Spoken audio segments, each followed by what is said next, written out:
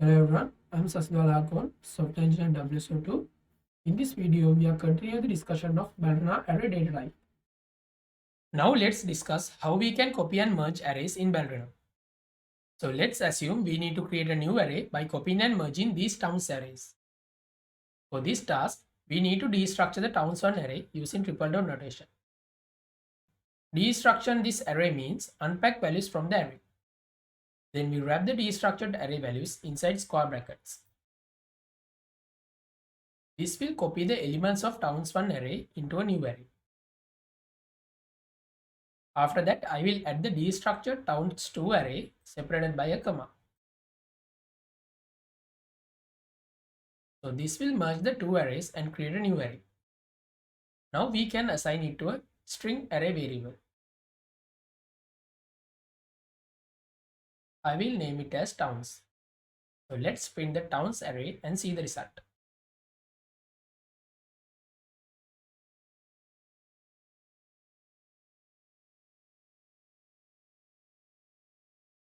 You can see that the towns array contains the values in both towns1 and towns2 arrays. Ballerina supports multidimensional arrays to store data. The syntax for multidimensional arrays is similar to what we discussed earlier. Let's create a two-dimensional array with names of students that represent the seating arrangement in a school classroom. We specify the type of the multidimensional array first. In this case, it is string to represent the names of students. Then type square brackets. Because it is a two-dimensional array, I will add couple of square brackets. In the first square bracket, I will add 2, and in the second square bracket, I will add 3. So this is a two-dimensional array that contains two arrays. Each array has length of 3. Then type the variable name. I will name this as students. Then type the value for our two-dimensional array. So type square brackets, then inside it we need another array. I will add Alice, Bob and Jane, and I will add another array that contains James, Ginny and Joe.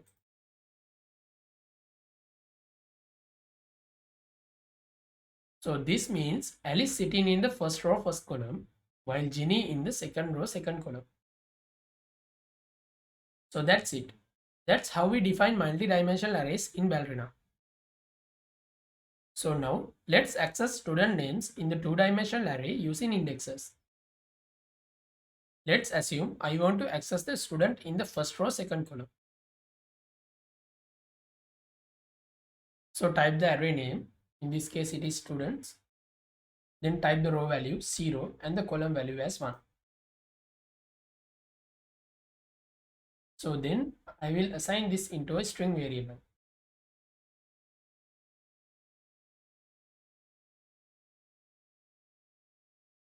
Now let's print the student variable to see the result. So let's run our Ballerina program. You can see that it outputs Bob, who is in the first row second column. Our next target is to discuss langlib functions of arrays in Ballerina. Langlib is a library defined by the language providing fundamental operations on built-in data types. Ballerina arrays contain several langlib functions to iterate, insert, update and delete. Let's type list name and a dot. So this will show you what are the available langlib functions for Ballerina arrays. Let's take length function as an example.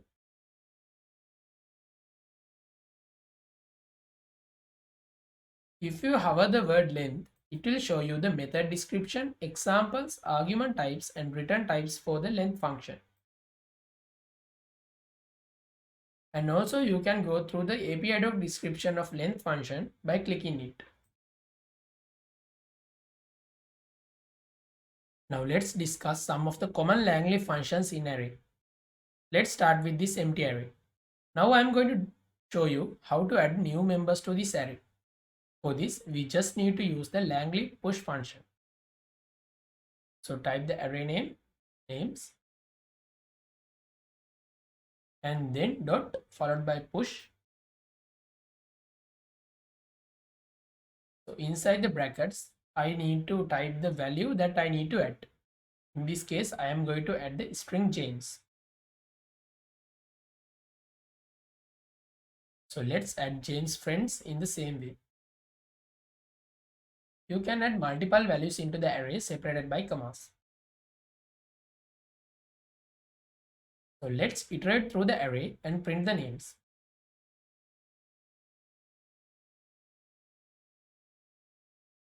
So let's run our Ballerina program.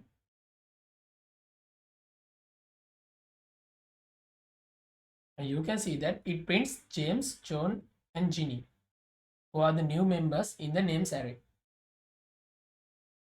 We can filter elements in an array using the inbuilt filter function. Let's write a code snippet to filter names in the array that start the names with letter J. For this, we just need to use the inbuilt filter function. So type the array names, then dot followed by filter.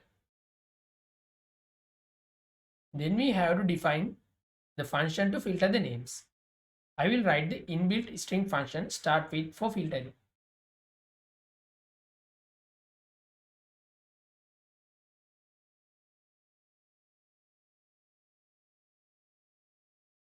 So let's assign this into a new string array variable.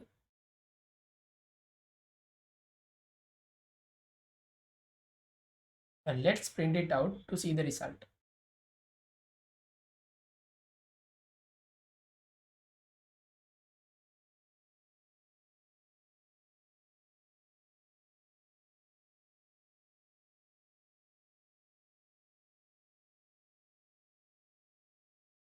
We can see that the names which do not start with the letter J are eliminated from the array. There are more inbuilt functions in the Ballerina array type. You can find them in Ballerina Array API docs.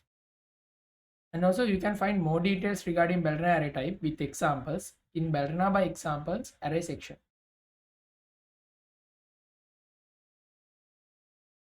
So that's it. We discussed some important concepts about Ballerina array data type. Thanks for watching this video.